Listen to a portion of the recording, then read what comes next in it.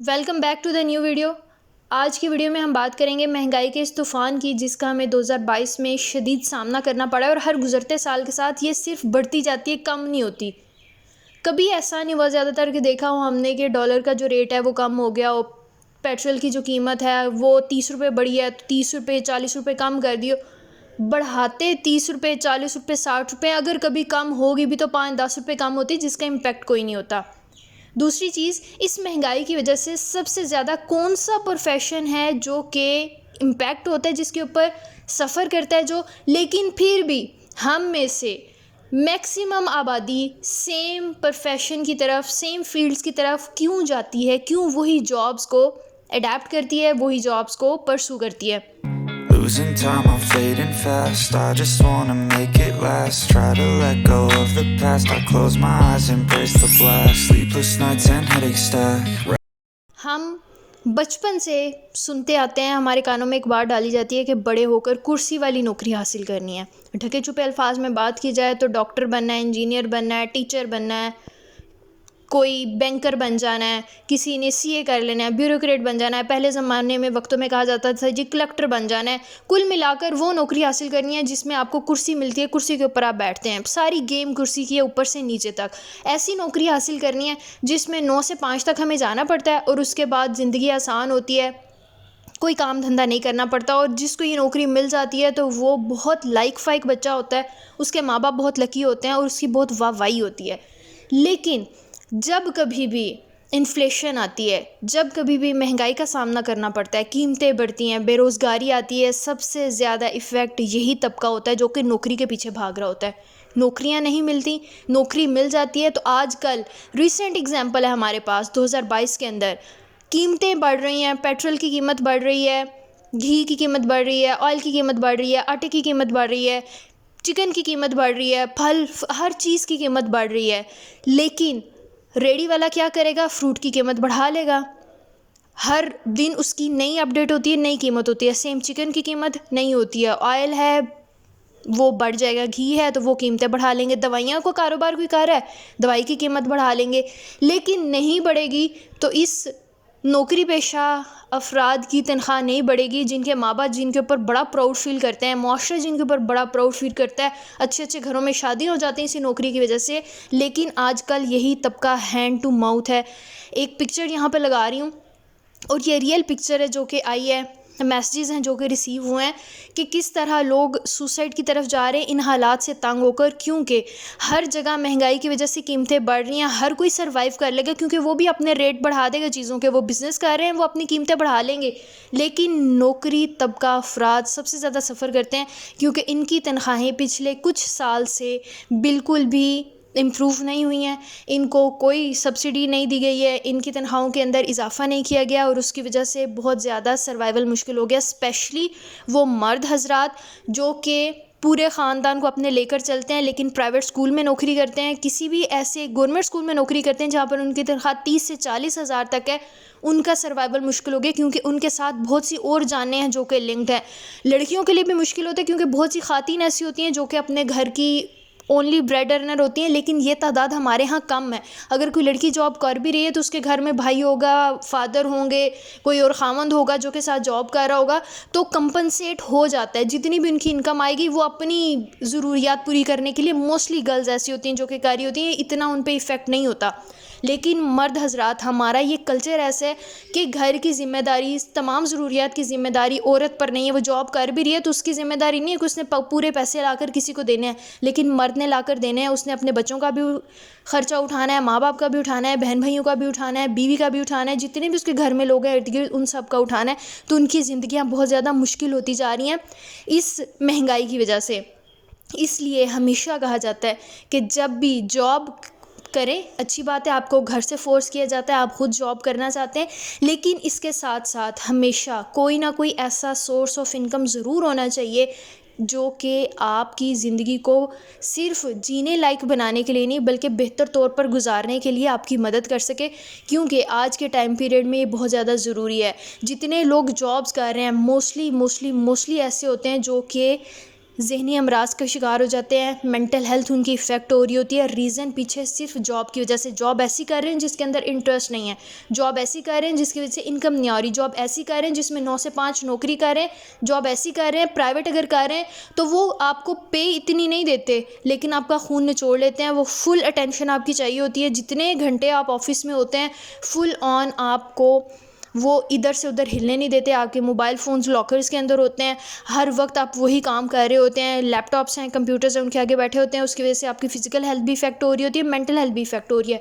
अब क्वेश्चन ये राइज़ होता है कि जब इतने इश्यूज़ हैं जॉब के साथ, जॉब से रिलेटेड जो लोग होते हैं वो 80 to 85% अपनी लाइफ सेक्रीफाइस कर रहे होते हैं, अपनी मेंटल हेल्थ सेक्रीफाइस कर रहे होते हैं और बहुत ज़्यादा इश्यूज़ होते हैं बनिस्बत उसके जो बिजनेसमैन होते हैं। लेकिन फिर भी क्यों हम जॉब्स की तरफ ही जाते हैं एज अ सोसाइटी?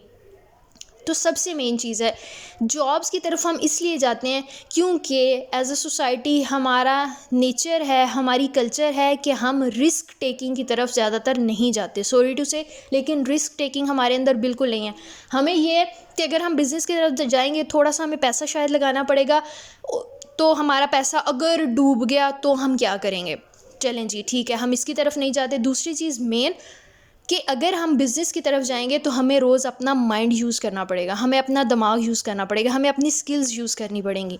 तो हम इसकी तरफ नहीं जाते क्योंकि जब हम जॉब करेंगे हमें पता है कि एक दफ़ा जब हम उस सीट के ऊपर आ गए तो उसके बाद हमें कोई वहाँ से नहीं हटा सकता। हम काम कर रहे हैं नहीं कर रहे हैं, हम अपनी अटेंडेंस पूरी कर रहे हैं, हम आएंगे चले जाएंगे, कोई हमें कुछ नहीं कह सकता। तो फिर रिलैक्स हो जाते हैं। और मोस्टली लोग बहुत बहुत टैलेंटेड होते हैं, गोल्ड मेडलिस्ट होते हैं, बहुत नॉलेज होता है, लेकिन वो डिलीवर नहीं कर पा रहे होते। क्यों? क्योंकि वो लेज़ी हो गए हैं, उनको जो मंजिल उनकी चाहिए थी वो मिल गई है।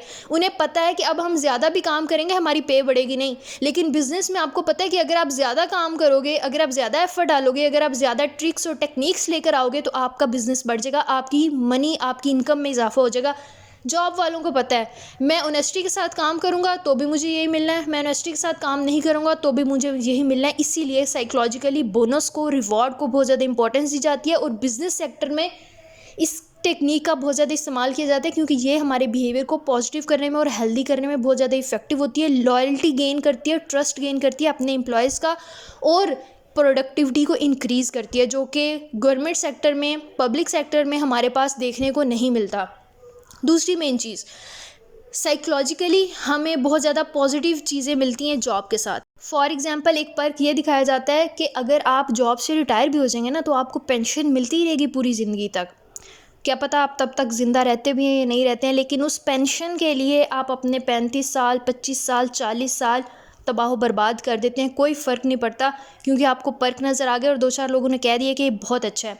जैसे कि हम कपड़े लेने जाते हैं, अगर कोई दुकान ऐसी है जिसमें कपड़ों के साथ साथ एक हमें बैग फ्री मिल रहा है, एक हमें सूट फ्री मिल रहा है, चाहे वो किसी खाते का नहीं है, वो एक सूट जो फ्री मिल रहा है उससे बेहतर ये है कि हम थोड़े से और पैसे लगा के एक अच्छा सूट ले लें, वो हमारा ज़्यादा देर चल जाएगा। लेकिन नहीं, हम उसकी तरफ जाएंगे जहाँ से हमें पर्क मिल रहा है। सेम हम जॉब्स के साथ भी यही करते हैं।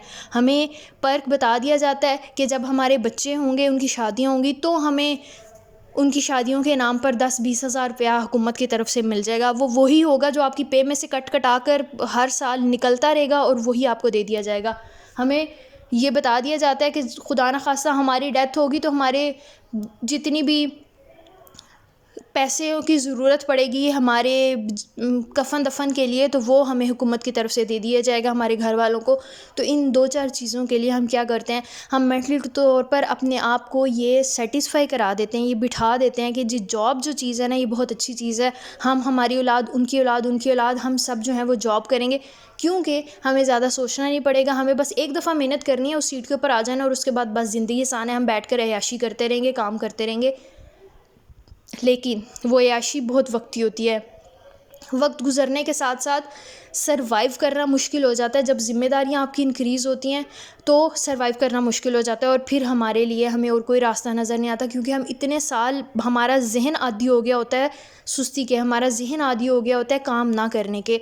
फिर हम जितने भी इंटेलिजेंट अपनी ज़िंदगी में पहले रहे होंगे, तब उसके बाद हमारा दिल नहीं करता हम उस चीज़ से हट कर इधर उधर देखें और हमारी प्रोडक्टिविटी बिल्कुल ज़ीरो हो जाती है, हमारी क्रिएटिविटी बिल्कुल ज़ीरो हो जाती है। जबकि दूसरी तरफ बिज़नेस करने वाला जो शख्स होता है या कोई भी ऐसा काम करने वाला है जिसके अंदर उसको रात दिन मेहनत करनी पड़ती है, उसको कुछ ना कुछ नया सोचते रहना पड़ता है, अप टू डेट रहना पड़ता है, उनका माइंड भी फ्रेश रहता है। वो रोज़ नए नए काम करने पड़ते हैं, नए नए लोगों से मिलना पड़ता है, नए नए तरीके इस्तेमाल करने पड़ते हैं और हर चीज़ उनके हाथ में होती है। अगर एक दिन कम पैसे भी आ रहे हैं तो अगले 2 दिन के बाद इतने पैसे हो सकता है आ जाएंगे जो कि उनके पूरे हफ्ते की जो ज़रूरत है उसको पूरा कर देंगे। हमेशा नॉलेज गेन करने के साथ साथ, बुक्स पढ़ने के साथ साथ, जॉब्स की तरफ अपना फोकस रखने के साथ साथ हमेशा अपनी स्किल्स के ऊपर काम करें। कोई ना कोई ऐसी स्किल होनी चाहिए जिसके ऊपर हमें अबूर हो और जो हमें कभी भी ज़ीरो ना होने दें।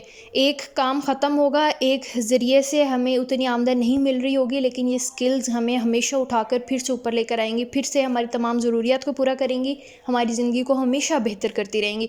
तो हमेशा कोशिश करें स्किल्स के ऊपर काम करने की, स्किल्स को ढूंढने की, स्किल्स को हासिल करने की। क्योंकि अगर आपका इंटरेस्ट नहीं है पढ़ाई की तरफ, जॉब्स नहीं है आपके पास, स्किल एक ऐसी चीज़ है जो कि आपके इंटरेस्ट की चीज़ है जिसके ऊपर आप अपनी मर्ज़ी, अपनी मंशा के मुताबिक काम कर सकते हैं और एक्सेल कर सकते हैं, और ये चीज़ आपको लेटर ऑन बहुत ज़्यादा फ़ायदा देती है। आपको फिर मनफी सोचना नहीं पड़ता, मनफी ज़िंदगी गुजारनी नहीं पड़ती। आई होप आज की वीडियो आप लोगों के लिए इफेक्टिव रही होगी। अगर वीडियो पसंद आई तो काइंडली इसको जरूर लाइक कीजिएगा, चैनल को शेयर और सब्सक्राइब कीजिएगा ताकि ज़्यादा से ज़्यादा लोग हमारे साथ कनेक्ट कर सकें और हम एक हेल्दी सोसाइटी डेवलप करने में अपना रोल प्ले कर सकें। Thank you so much, take care, अल्लाह हाफिज़।